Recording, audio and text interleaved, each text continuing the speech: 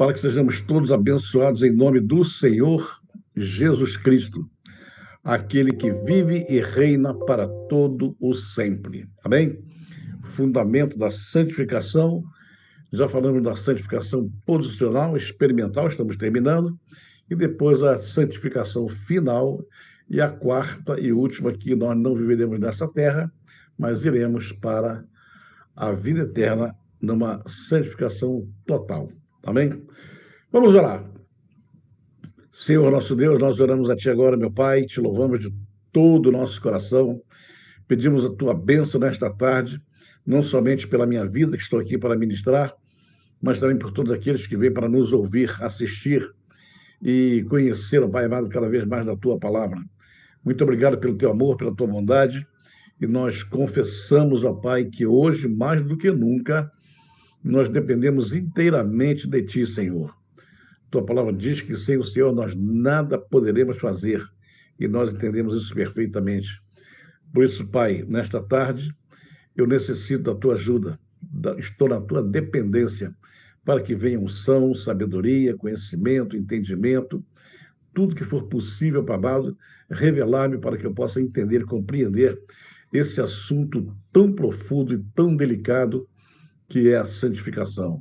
Mas eu conto com a Tua ajuda, Teu apoio, Tua bondade, Tua misericórdia, meu Pai, e te digo, Senhor, que certamente toda a honra e toda a glória desta live de hoje pertence a Ti, eu entrego a Ti, antecipadamente, em nome do Senhor Jesus. Amém. Glória a Deus, aleluia. Vamos lá, irmãos? Estamos dando início hoje, eu não sei se eu tirar daqui não consigo, não sei se continua aparecendo, para ver as pessoas aqui eu tenho que sair um pouco da tela. Mas amém, graças a Deus. Nós falamos então da santificação posicional, depois falamos da santificação experimental, que são onde começam a ocorrer as experiências, né? A respeito da santificação individual, pessoal de cada servo, de cada cristão. Lembre-se de que esses níveis ou esses estágios de santificação, isso ocorre na vida de todo mundo, né? Quando você se converte, você é posicionado por Deus, recebe uma posição profética para dar início, né, ao processo de santificação na sua vida. Depois que você aprende a palavra, porque essa santificação inicial, ela vem através da palavra, do conhecimento, do entendimento, da explicação, de tudo aquilo que você precisa saber sobre como a palavra ela nos gera, nós somos gerados por ela, e ela então também vai nos santificando. Depois que você aprende bastante isso, você então passa a ter experiências pessoais na santificação, porque a palavra do Senhor Jesus, ele diz o seguinte: errais não conhecendo as Escrituras e nem o poder de Deus. O conhecimento das Escrituras vem em primeiro lugar. Quando você conhece as Escrituras, fica muito mais fácil para você, para mim, para todos nós, identificarmos o que é o poder de Deus. Então, você conhece o poder quando você conhece a Escritura. Então, vamos lá. Eu parei aqui onde diz o seguinte, no item que eu parei foi o seguinte: palavra de Deus com suas instruções muito objetivas, muito claras, né? A palavra de Deus com suas instruções claras. Salmo 119, versículo 11. Tenho guardado a tua palavra no meu coração para não pecar contra ti. Falamos que a palavra vem, ela entra no nosso coração, e ao entrar em nosso coração, ela se torna um escudo, se torna uma proteção especial para não pecarmos contra o Senhor. Então, nós entendemos claramente que quanto mais palavra você tiver dentro de você, quanto mais palavra estiver dominando a sua mente, mais você estará protegido de pecar contra o Senhor, conhecendo bem quais são os erros. Você sabe que a palavra pecado na Bíblia, ou pecar, significa errar o alvo. Quando você erra o alvo, você está pecando. Então, quanto mais palavra você tem dentro de você, quanto mais você se assenhorou da palavra, quanto mais você se imbuiu da palavra, quanto mais você trouxe a palavra para dentro de você, maior será a sua chance de acertar o alvo, de não errar o alvo, de não pecar. Ou seja, a sua pontaria em relação ao alvo estará cada vez mais objetiva, mais certeira, mais assim, adestrada, e você então, conhecendo a palavra, sabe como não errar o alvo. Isso produz a santificação em volta de você, e você então passa para as experiências, né? Vou ler mais um versículo aqui a respeito do ministério de intercessão, que a Bíblia diz que Cristo intercede por nós. Quando ele saiu da terra, ele sentou-se à direita do Pai e se sentou como nosso advogado.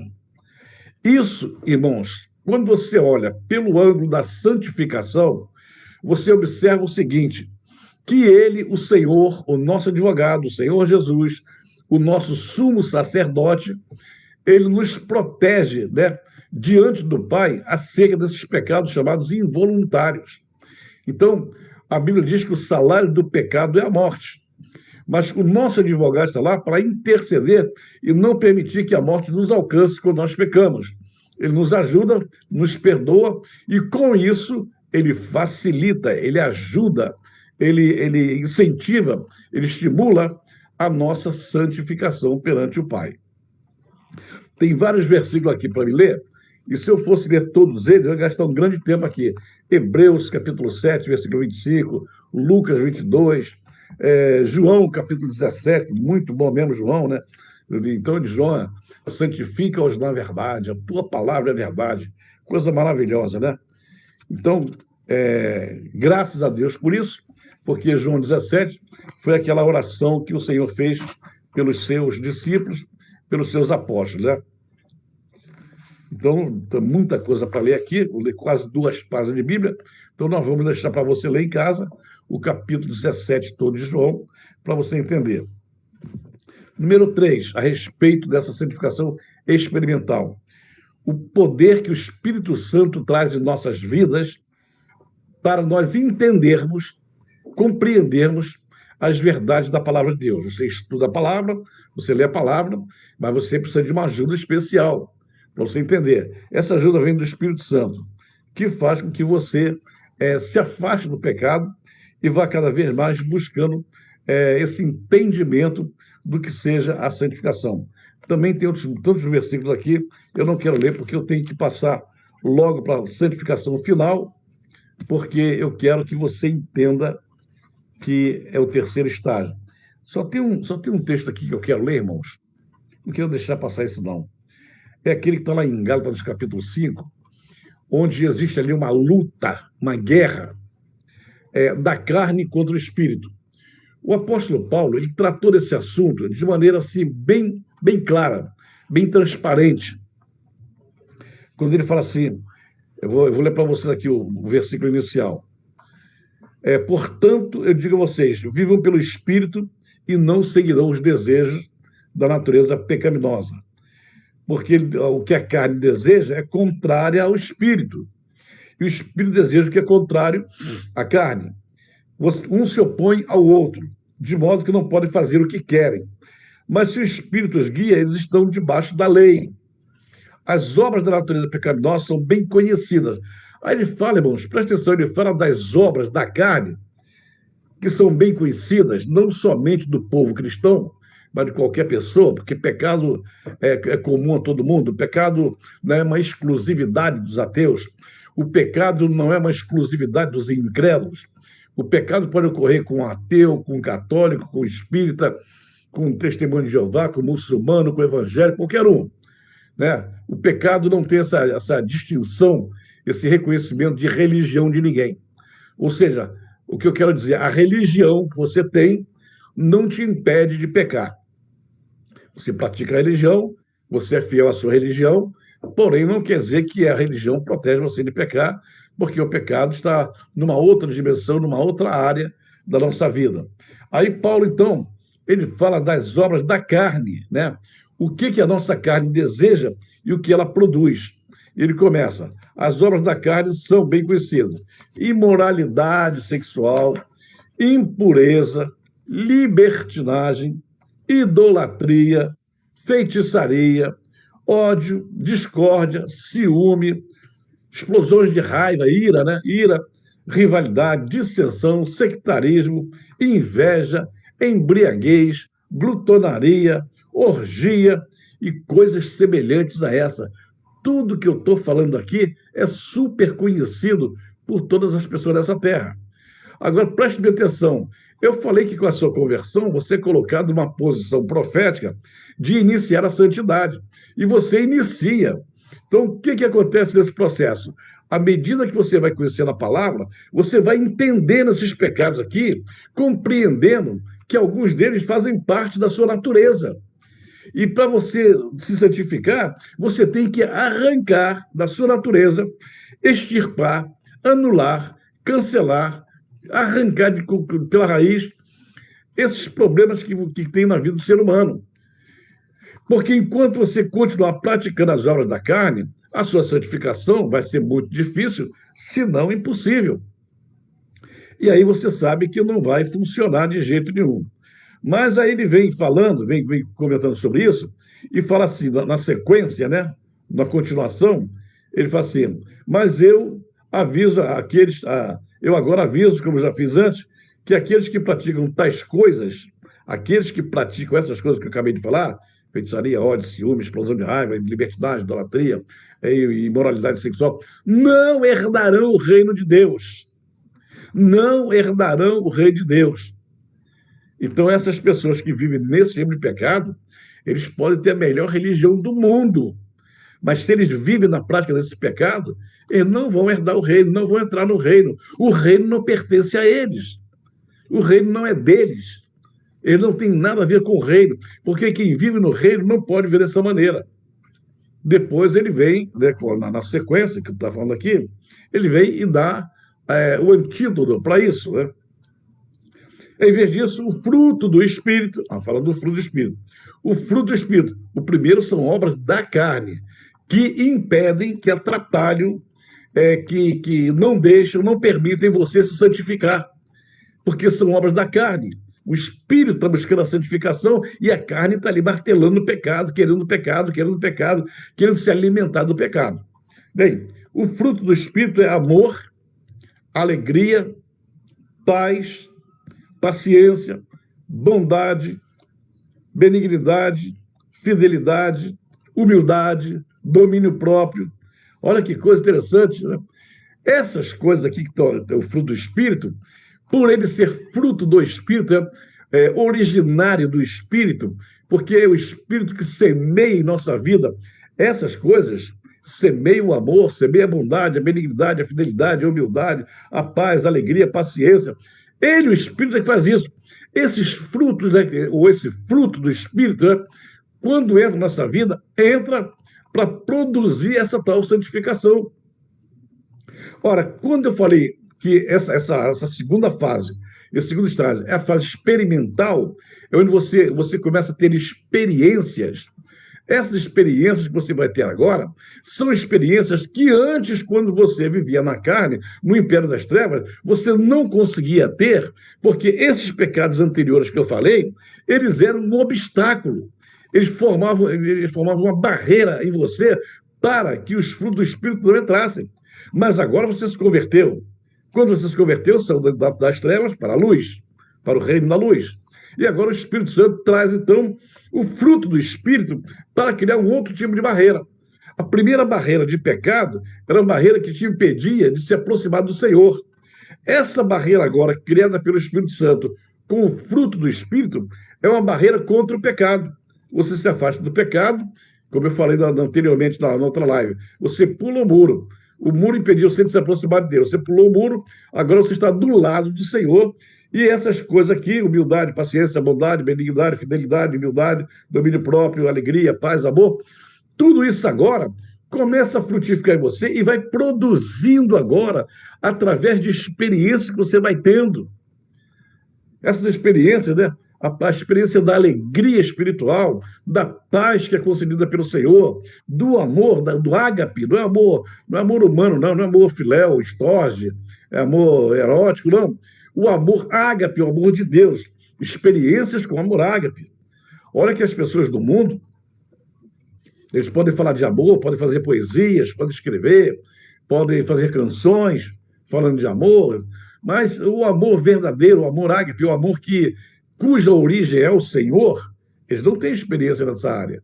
E agora você, quando se converte, você tem essa experiência com Deus. Essas experiências é que eu estou falando. O Senhor, através do Espírito Santo, vai produzir, vai te conceder a oportunidade de ter experiências com esses frutos do Espírito para você promover, crescer, se aprofundar, praticar a santificação da sua vida. Irmão, uma pequena curiosidade aqui, uma pequena curiosidade minha. Eu não sei como é o nome da sua igreja, também não quero saber, nem importa saber, também não vem ao caso aqui, mas com toda sinceridade, há quanto tempo na sua comunidade eclesiástica, na sua comunidade religiosa, você não ouve uma mensagem, uma pregação, um estudo bíblico sobre fruto do Espírito? Aquele estudo profundo que fala de um por um, o que é o amor, o que é a paz, o que é a alegria. Não é alegria comum, não é alegria de você torce pelo Corinthians, pelo Flamengo, ele ganhou, você fica alegre. Não é essa alegria carnal, passageira, não. Alegria que vem lá de cima, alegria do Senhor, né? Quando diz que nós nos alegramos na presença do Senhor. Alegrei-me quando me disseram, vamos à casa do Senhor. Essa alegria espiritual. A paz não é aquela paz que o mundo erroneamente tenta nos dar. Jesus Cristo falou sobre isso. Deixe-vos a minha paz vos dou. Não a dou como o mundo a dá. A minha é diferente. É aquela paz que no meio da tribulação, no meio da luta, da prova, no meio da pandemia do Covid-19, ainda assim você tem uma paz sabendo que o Pai Eterno tem cuidado de você. É isso que nós estamos falando. Não é o pânico, não é o medo, é a paz sabendo. Estou nessa terra e meu Pai tem cuidado de mim. Se Ele quiser, eu passarei direto pela Covid, pela pandemia, sem me acontecer nada. Mas, se por acaso Ele quiser também eu ficar doente e morrer, continuo em paz do mesmo jeito. Eu não vou entrar em pânico, eu não vou ficar apavorado, porque Ele vai me levar. Mas as pessoas que eu amo muita gente na Terra, nós amamos muitas pessoas na Terra, mas nós também somos amados pelo Senhor. E o medo não deveria causar, a morte, não deveria causar medo, pânico, terror na gente. Afinal de contas, quando você começa a ler a Bíblia, e a Bíblia enfatiza, a Bíblia fala de um outro lugar, de uma outra vida, a vida eterna, e você, querendo ou não querendo, um dia você vai encontrar com essa nova vida. Então tenha paz. Essa paz, há quanto tempo você não ouve um estudo bíblico sobre isso? Sobre fruto do Espírito, paz interior, domínio próprio, bondade, o que é a bondade, o que é a benignidade, o que é a fidelidade. Olha quanta coisa aí que nós deveríamos estar aprendendo. E outra coisa, o aprendizado disso, irmão, é que nos faz eliminar os pecados. As obras da carne, à medida que você vai se aprofundando, crescendo, conhecendo o fruto do Espírito, a obra da carne vai morrendo. É assim que funciona, um elimina o outro. Se você não tem o fruto, mas você tem as obras da carne, as obras da carne vão eliminar o fruto do Espírito Santo da sua vida e a santificação vai ficar longe. Mas se você cultiva, se você busca o fruto do Espírito, o fruto vai crescer e vai anular, e vai cancelar, e vai destruir as obras da carne na sua vida. O ciúme vai desaparecer, a inveja desaparece, a glutonaria vai desaparecer, a imoralidade sexual vai desaparecer, os pecados que você sabe que Paulo listou como pecado desaparecem, idolatria, libertinagem, explosões de ira, rivalidade, dissensões, lascívia. Ixi, é tanta coisa, irmão, né? Então vamos à frente. Então, o que vai produzir experiência não é mais agora o aprendizado, porque você está aprendendo, você já conheceu, já estudou, agora essas coisas começam a surgir na sua vida e você começa a gostar, você começa a amar o que é bondade, você começa a amar a benignidade, você começa a amar a fidelidade, você começa a gostar dessas coisas. Significa que a sua vida está se santificando a cada dia e talvez você não esteja nem percebendo que está acontecendo isso. Amém? Vamos lá. Contra essas coisas, contra esse fruto do Espírito, não existe lei, não tem limite. Você pode ser bondoso a vida inteira, o tempo todo, a hora que você quiser, porque não tem lei contra isso. Aqueles que pertencem a Cristo já crucificaram a natureza pecaminosa anterior, né, com suas paixões e desejos. Se o Espírito nos dá vida, andemos no Espírito. Quem anda no Espírito está andando na santificação. É lindo, é forte, é poderoso. Não precisa nem desenhar, que eu tenho certeza que vocês estão entendendo. Essa vitória que nós temos, né, é realizada quando for reivindicada pela fé. Nós, pela fé, vamos reivindicar a nossa vitória em nome de Jesus.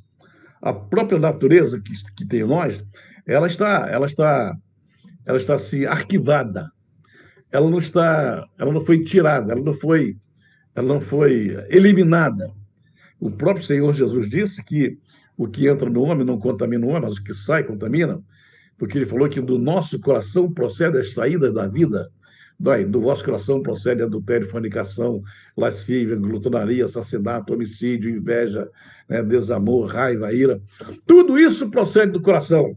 Mas quando o Espírito Santo entra, ele pega todas essas paixões carnais, se você permite, e ele arquiva, esconde, tranca a gaveta e começa então a distribuir o fruto do Espírito Santo.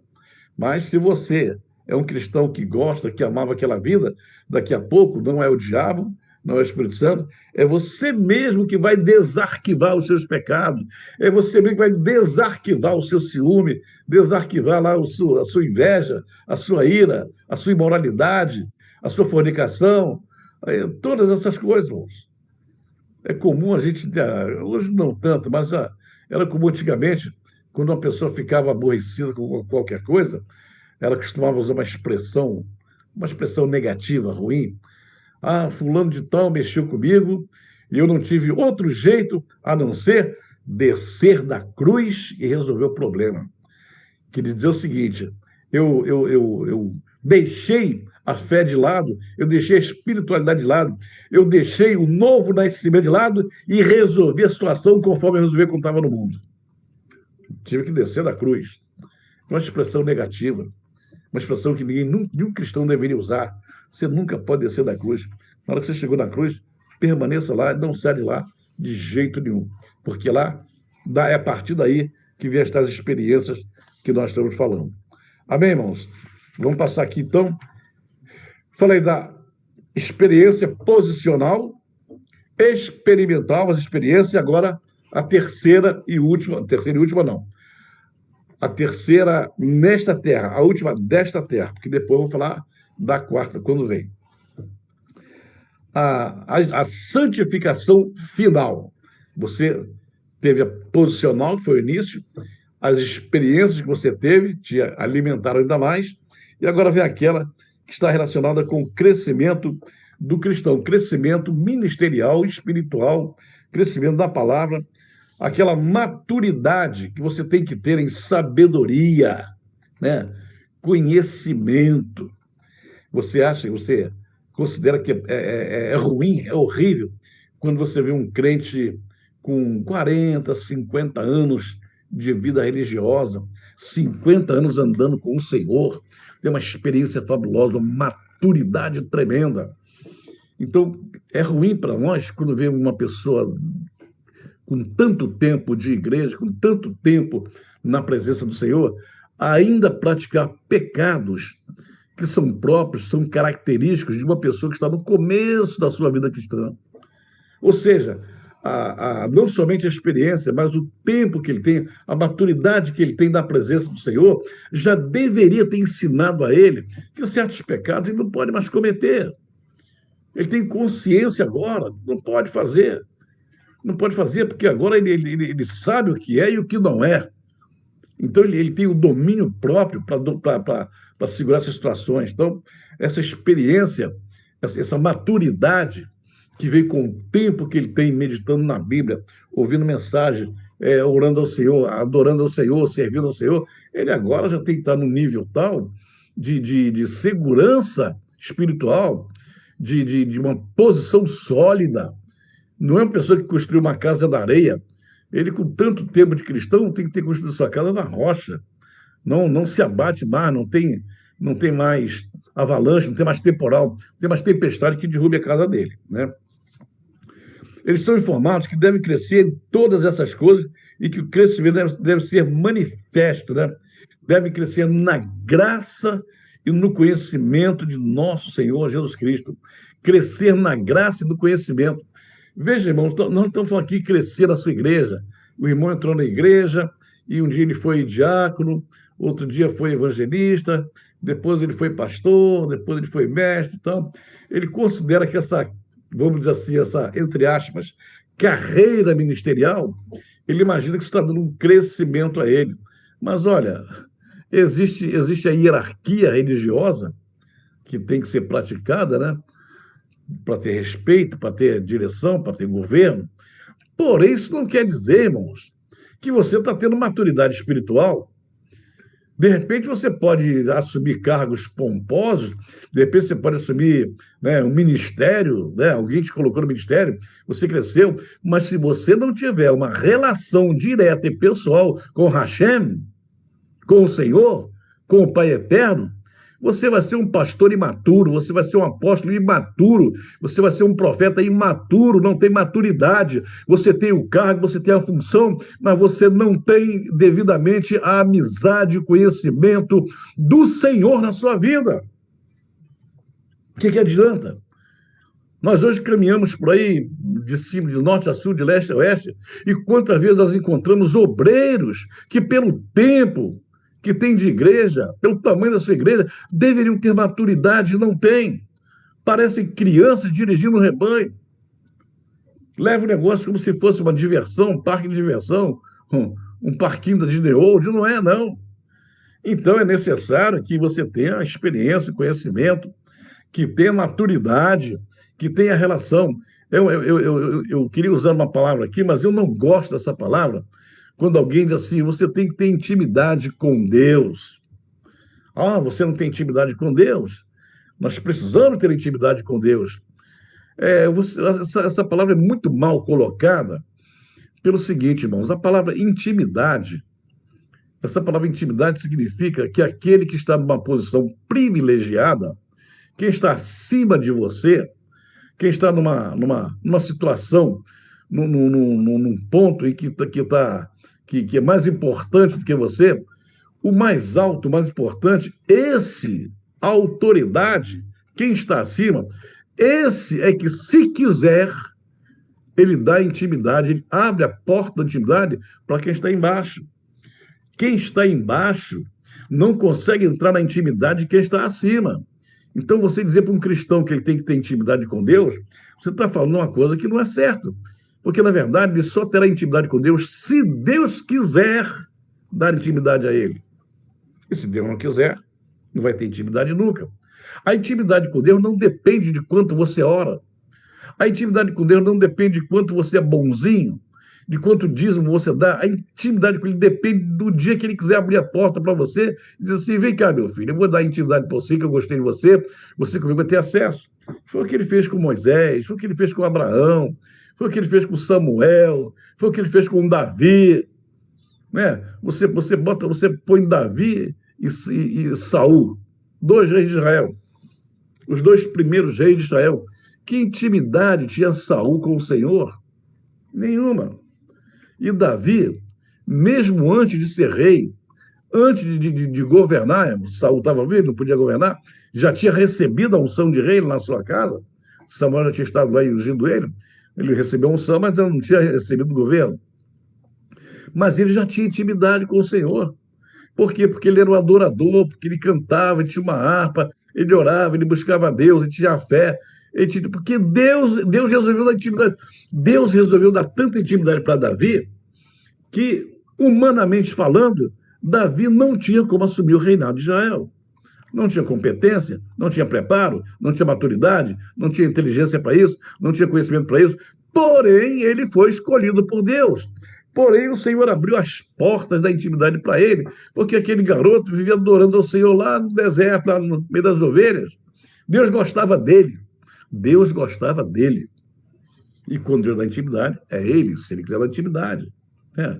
Então, quem tá abaixo como nós, só poderá ter intimidade com o Senhor se ele abrir as portas. Agora, uma coisa que facilita, que se aproxima dessa tal intimidade, é justamente o que nós estamos ministrando aqui, irmãos. A santificação. Porque se Deus é santo, você tem que ir pela lógica, a lógica bíblica aí. Se Deus é santo, para se aproximar dele, tem que ser santo. A própria Bíblia diz que os vossos pecados fazem divisão entre vós e o vosso Deus. Então, no pecado das obras da carne, não tem como você, sem santificação, se aproximar do santo. Nós já falamos isso aqui várias vezes, que se Deus resolvesse descer na terra, ele pessoalmente, hoje eu vou visitar a terra, eu vou descer num ponto da terra, vou descer da Europa, ou dos Estados Unidos, seja onde for, no Brasil. Se ele viesse pessoalmente, a própria santidade dele, a glória que envolve a ele é uma coisa tão profunda, tão poderosa, que mataria todos os pecadores que encontrasse pela frente. Não é que ele ia matar, não é que Deus quisesse matar, ele não ia tomar a iniciativa de matar ninguém. Não, não é isso não. Eu estou dizendo que a glória que cerca ele, o Shekhinah, que cerca ele, a glória poderosa, a santidade poderosa, destruiria qualquer pecador ou pecado que aparecesse diante dele. Irmãos, esse negócio da santidade do Senhor é uma coisa da mais alta profundidade. É um negócio tremendo. Então, intimidade com ele tem que ser santo como ele. Senão não vai dar não, meu irmão. Então não dá. Quer ter intimidade? Tenha. Santifique-se, limpe-se, busque, atinja o mais alto grau, atinja esse grau, atinja o estágio da santificação final da sua vida. Ou seja, chega no top, chega no máximo dessa vida aqui, hein? Dessa vida, não é na outra não. A outra é o quarto estágio, lá todo mundo acessando. Mas aqui, vivendo no mundo pecaminoso, vivendo no mundo terrenal, procure ultrapassar o nível da experiência para chegar no nível do topo da maturidade, onde a santificação vai ser a sua marca registrada e por onde você passar, todas as pessoas que te virem, que te olharem, vão dizer assim, ali tem santidade. Assim como a mulher falou de Eliseu, do profeta Eliseu, veja que é o homem santo, a gente olha para ele, quando ele vai se aproximando, o jeito dele de falar, de caminhar, de pensar, de cumprimentar, a forma dele, eu vejo nele santidade, ele é um homem santo. Coisa tremenda isso. Só era observado. Pela observação, aquela mulher entendeu que ele era, né, santo. Então, tem que ser dessa forma. A intimidade vem, né? Você observa claramente o nível de intimidade, o nível de aproximação, né? A palavra que eu queria usar era essa. Em vez de intimidade, eu queria usar aproximação. O nível de proximidade ou de aproximação do Senhor depende do grau de santidade que você está vivendo. Se você chegou no terceiro estágio, no estágio, né, ultrapassando não somente o posicional, mas e também o experimental, e chegando aqui no top, no final, no máximo, no expoente máximo, ó, que maravilha! E tem algumas pessoas na Terra que chegaram de maneira extraordinária. Você pega a história de Enoque, né? A Bíblia diz que Enoque com Deus, andou com Deus. Enoque, o que você fez, Enoque? Explica pra gente, Enoque. Não agora, mas quando a gente chegar, quando a gente se encontrar na vida eterna, explica pra gente como é que você conseguiu andar com Deus. E a Bíblia diz que não foi pouco tempo, foram 300 anos. 300 anos andando com o Senhor. E a Bíblia diz, andou Enoque com Deus e Deus para si o tomou. E para andar com Deus, que é santo, tem que ser santo também. Então o Enoque, ele conseguiu ultrapassar todos os níveis e chegar no nível da santificação top, a ponto de não andar mais com os homens, mas agora andar com Deus. Que maravilha, que coisa tremenda. Imagine você, eu, andando com o Senhor. O que nós queremos mais dessa vida? Andando com Ele. Não é andando com Ele como todo mundo anda, Deus está comigo, Deus está com todos nós, nosso protetor, nosso Pai, nosso ajudador, o Espírito Santo está conosco. Eu estou falando essa tal proximidade, essa tal intimidade de andar com Ele, que Ele falar. Moisés, que maravilha! Um dia, a amizade, a proximidade, a intimidade entre Moisés e Deus é uma coisa fantástica. É uma coisa fantástica. Não tem nenhum outro homem na terra que tenha falado com Deus como Moisés falou. No dia que o Senhor disse, vou destruir esse povo aí, esse povo tá pecando, eu vou matar todo mundo, e de você, só de você, hein? Eu vou fazer um outro povo. Olha a moral de Moisés, como é que estava com o Senhor. O Senhor vai matar todo mundo, vai matar 3 milhões de pessoas, e depois, a partir de mim, ele vai formar um outro povo. Que maravilha! Esse homem só podia ser santo. Esse homem só podia ter a graça de Deus na vida dele, né? E ele disse assim, não faça isso não, Senhor, não mata o povo não. Senão, vão falar mal do Senhor, vão dizer que o Senhor tirou o povo do Egito para matar no deserto. Pode deixar que eu resolvo o problema, vou dar um jeito, vou conversar com eles. E foi lá no dia seguinte, deu um jeito de chamar os levitas lá, puxou da espada, matou cerca de 3 mil pessoas lá que estavam do lado do bezerro de ouro. No dia seguinte voltou para o Senhor, já resolveu o problema, está resolvido. Os idólatras morreram todos. Que maravilha, que intimidade que eles tinham. A morte de Moisés é uma morte fantástica. Deus o chamou do monte, ele foi sozinho no monte, com 120 anos de idade. E a Bíblia diz que ali se encontraram e Moisés não voltou mais. Olha, o Senhor, irmão, preste atenção, quando alguém morre na terra, o anjo da morte passa aí, o anjo da morte aparece passando facão em todo mundo que encontra. Mas no caso de Moisés, o Senhor veio pessoalmente, encontrou com ele no monte. Devem ter batido um papo tremendo lá, uma conversa tremenda. Meu filho, como é que você está? Papai, o senhor me chamou para vir aqui.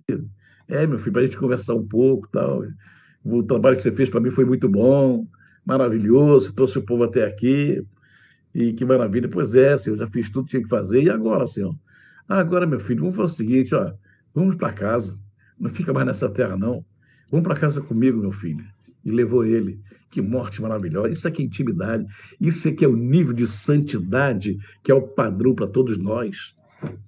O próprio Davi, Davi, quando chega lá no campo de batalha, lá no Vale de Elá, que encara o Golias, antes de encarar o Golias, quando ele se aproxima do gigante, que ele viu que o gigante realmente era grande, e ele era bem pequeno, o gigante bem grande, ele sabia o seguinte, que ele tinha um relacionamento com Hashem, um relacionamento fabuloso, a ponto de ele chegar na cara do gigante assim, com aquela fundazinha dele, balançando a pedrinha dele. Disse assim, você vem a mim, rapaz, com escudo, com lança, com espada, com vara-paus, com um montão de coisa, com escudeiro do lado. Mas eu vou te dizer uma coisa, eu venho a ti, em nome do Senhor dos Exércitos, a quem tu tens afrontado. E hoje mesmo, ele vai te entregar nas minhas mãos e eu vou cortar a tua cabeça. Que maravilha! Mas, irmãos, a gente lendo uns versículos antes, afinal de contas, quem foi que enviou ele? Foi o Senhor ou foi o rei Saul? Bom, pela história ali, o rei Saul, que é o rei, mandou ele. O problema é que quando ele percebeu que aquele camarada estava afrontando o exército de Israel, ele então invoca o nome, ele busca o poder, a autoridade do Deus com o qual ele tinha intimidade. Ele não disse, eu venho a ti em nome do rei de Israel, Saul. Não, eu venho a ti em nome do Senhor dos Exércitos, a quem tu tens afrontado. E fala mal do meu Deus, ô gigante, você vai se dar mal comigo. Porque ninguém fala mal do meu Deus, eu amo muito meu Deus. Eu ando com ele, conheço ele. Então você falou mal dele. Hoje mesmo ele vai te entregar na minha mão. Eu vou cortar a tua cabeça, vou te matar. que maravilha. E outros mais, e o profeta Elias, e João Batista, e o apóstolo Paulo, que foi até o terceiro céu. Quantos homens conseguiram, irmãos, atravessar esses três níveis de santificação e se colocaram de maneira tal na presença do Senhor, que o Senhor falava com eles como se fossem amigos. Isso que é a santificação plena, né? A primeira é posicional, a segunda é a experimental, a terceira é a santificação plena, a total, né? Depois disso, aliás, antes de eu falar do depois disso, deixa eu terminar aqui. Essa santificação plena é aquele momento em que o cristão é considerado irrepreensível. Ele é uma bênção, né? Ele, não tem, ele já ultrapassou certos níveis de situação de tentação com o diabo, que ele vai ser uma pessoa que sempre vai exaltar o nome do Senhor com a sua vida, né? A santificação final é aquele aspecto relacionado à nossa perfeição final, é o que eu falei, a plenitude. Ou seja, quando você já não murmura mais, você já não reclama mais de nada, quando você fala como Jó, né? Jó teve um grau de santificação, irmãos, é uma coisa impressionante, porque o nível de santificação de Jó veio no sofrimento, veio na prova, na luta. O Senhor, o nosso Deus, Hashem, ele arrancou de Jó e tirou de Jó uma declaração, a melhor declaração da vida de Jó, ele arrancou no pior momento da vida de Jó. Você está entendendo agora o que é a plenitude da santificação? No pior momento, Jó abriu a boca e declarou a melhor palavra, a melhor adoração ao Senhor.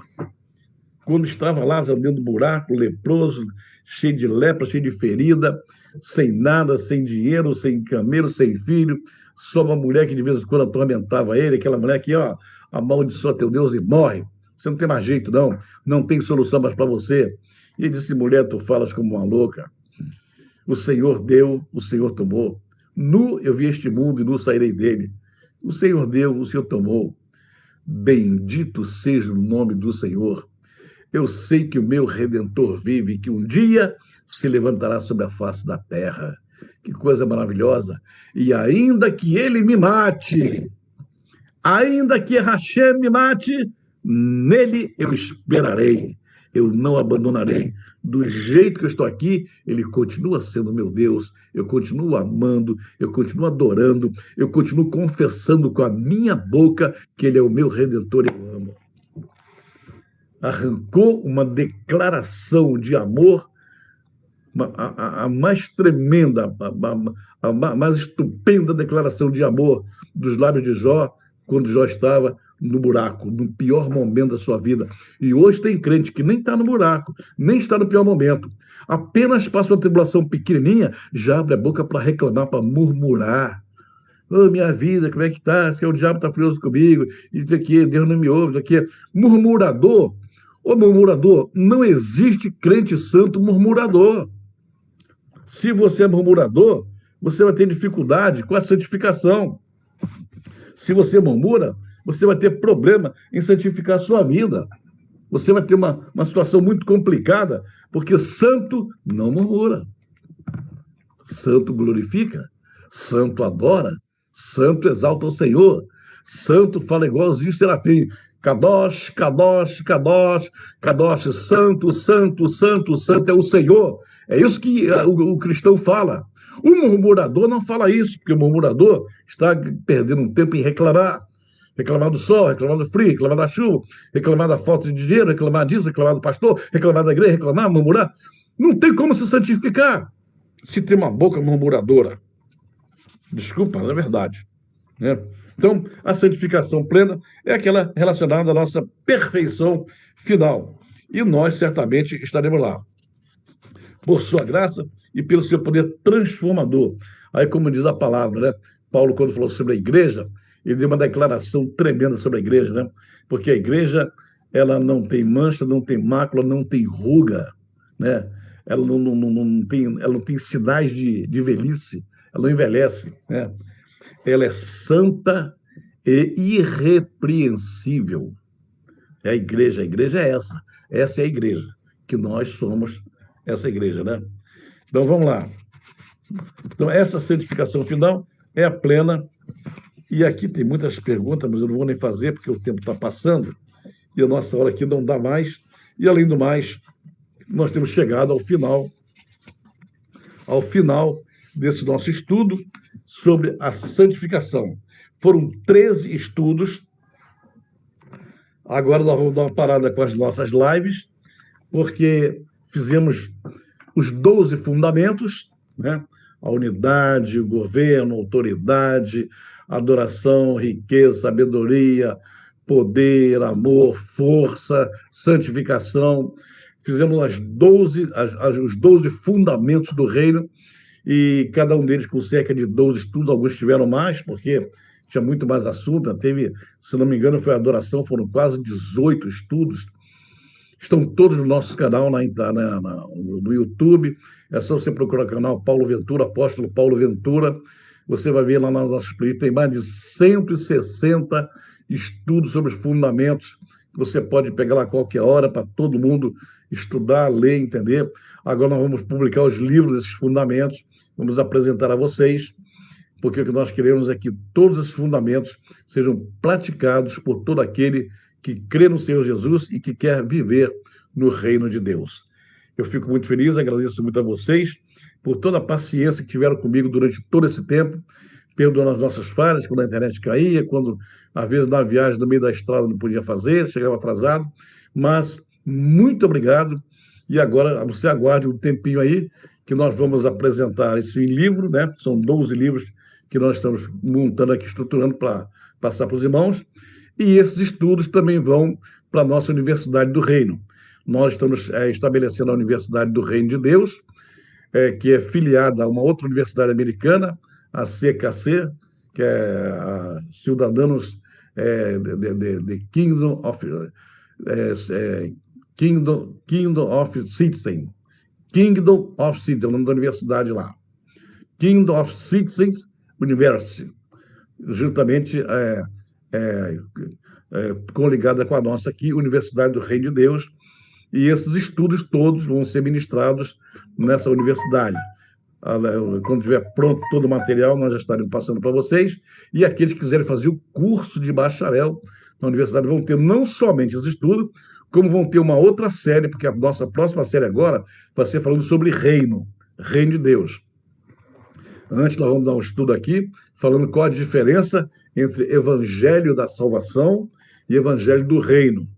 Tem pessoas que se confundem com isso e acham que é um evangelho só. Não. Preste bem atenção, quando o Senhor Jesus disse lá em Marcos, capítulo 16, ide por todo mundo e prega o evangelho a toda criatura. E quando fala em Mateus, né, ide por todas as nações, fazendo discípulos de todas as nações, batizando o Pai, do Filho e do Espírito Santo, e ensinando a guardar todas as coisas que vos tenho mandado. No capítulo 24, no versículo 31 do livro de Mateus, o Senhor, depois que fala da peste, fome, terremoto, guerra, o amor de muitos esfriará, quando ele fala de todas as coisas ruins que vão acontecer, ele fala assim: este evangelho do reino será pregado a todas as nações, e então virá o fim. Então, o que vai produzir o fim dessa história nossa na Terra não são as desgraças. O que vai produzir o fim é a pregação do reino, do evangelho do reino, a todas as nações. Em Marcos, o Senhor manda pregar a toda criatura. Em Mateus, ele manda fazer discípulos das nações. Não, o evangelho é individual, é pessoal. O outro é para as nações. Esse evangelho do reino será pregado a todas as nações, em testemunho de todas as nações. E então virá o fim. Então, depende de nós fazermos aquilo que o Senhor quer. Muito obrigado, Deus abençoe vocês. Vamos, então, tirar uma folga aí, tirar umas férias aí para poder digitar os livros todos. E certamente, dentro de alguns 2, 3 meses, você estará com toda a coleção de 12 livros falando sobre fundamentos do reino de Deus. É uma matéria, então, nenhum crente deveria ignorar esse assunto, porque o fundamento do reino, se o crente conhecesse, se o cristão conhecesse, a vida espiritual dele seria muito melhor. por tudo que nós estudamos aqui, de santidade, de poder, de autoridade, de adoração, de louvor, de força, riqueza, sabedoria, unidade, governo, autoridade, honra, tudo isso, todo cristão tem que saber, porque se não aprende, não passa daquela posição de certificação posicional para a experiência, e não passa da experiência para a plenitude da santificação. O último nível que nós vamos experimentar e ver é na vida eterna, porque lá todos nós seremos santos, santos perfeitos, sem pecado, sem nada, em nome de Yeshua HaMashiach, nosso Rei e Senhor, que está às portas, está voltando aqui para nos abençoar. Amém, irmãos? Vamos orar então. Obrigado a todos vocês. Daqui a pouco o Cláudio vai estar baixando aí e vamos distribuir para vocês terem a coleção completa. Muito obrigado aqui pela presença de todos vocês aqui. Tem muita gente aqui, Fábio, Marcos Santos. Ixi, tem muita gente, não dá para ler todo mundo, não. Hoje foi muita gente que entrou. Então, Deus abençoe vocês. Vamos orar em nome do Senhor Jesus, agradecendo a Ele de todo o nosso coração. Então, hoje está encerrado os 12 fundamentos do reino. Agora, deixa eu descansar uma semaninha aí, para depois então a gente começar com o outro assunto, o assunto do reino. Esse do reino vai ser uma maravilha. Você, crente que não sabe que nós estamos no reino de Deus, você vai aprender a viver no reino de Deus. Você vai aprender o que é o novo nascimento, que te faz nascer de novo. E vai aprender a segunda parte que o Senhor Jesus falou para Nicodemo. Para entrar no reino de Deus, Nicodemos, tem que nascer da água e do Espírito, senão você não entra. Forte, muito forte. Muito obrigado, meu Pai. Muito obrigado mesmo. Te agradeço de todo o meu coração por essa rica e poderosa e maravilhosa oportunidade de ministrar sobre os 12 fundamentos do reino. Te agradeço, meu Pai, porque até aqui o Senhor tem nos ajudado. A honra e a glória pertencem a Ti de todos esses estudos, de todas essas palavras. Foram quase 1 ano e meio sobre isso, Pai amado, sobre esse assunto, e eu te agradeço de todo o meu coração e continuo insistindo, Pai amado, que a honra e a glória pertencem a Ti. Muito obrigado, Pai, muito obrigado mesmo. Perdoa se nós falamos alguma coisa que não te agradou, nos perdoa e abençoa todos aqueles que tiveram a paciência de assistir, de ouvir, de entender, de questionar e perguntar. Sejam todos eles abençoados, ó Pai, abençoadíssimos, para que o teu nome seja também exaltado na vida deles. Eu te peço, Pai, que teu Espírito Santo possa visitar cada um deles nesta hora. E eles sejam abençoados, ó Pai, em nome do Senhor Jesus. Obrigado, meu Pai, obrigado. Que a tua bênção repouse sobre todos nós nesta tarde, em nome do Senhor Jesus. Amém. Obrigado, meus amados irmãos. Eu quero que vocês compartilhem agora, né? Compartilhem tudo isso aqui com outras pessoas, compartilha no YouTube, compartilhe também aqui no Facebook, né? No Instagram, tudo isso aí, para que todos possam ter acesso a essa palavra, serem abençoados em nome do Senhor Jesus. Amém? Tem comentário aqui, muita gente aqui, Jane Adrien. Ixi, como tem gente aqui falando, comentários aqui, vem mais. Aleluia. Pastora T. Amém. Também te amo muito, Pastora T. Te amo bastante mesmo. Davi França, Jane Adrien, minha pastora de Bangu. Aleluia. Graças a Deus. Raquel Moreira. E foi muita gente hoje. Graças a Deus por tudo isso. Vamos agora compartilhar, irmão. Vou compartilhar e abençoar todo mundo em nome do Senhor Jesus. Eu estou aqui com frio tremendo, está fazendo um frio no Rio de Janeiro, muito grande. Essa frente fria chegou e vamos curtir o nosso frio. Em nome do Senhor Jesus. Deus abençoe você e vamos então entrar com outro assunto já na próxima semana. Só vou descansar uns dias aí, porque estou meio cansadinho, mas já vou vir com novo material e vai ser bênção pura. Outros preenches. O Cláudio aí vai fazer tudo isso aí e vai ser bênção. Então, muito obrigado a vocês. Deus abençoe em nome do Senhor Jesus. Um beijo no coração de todos vocês em nome do Senhor Jesus. Amém.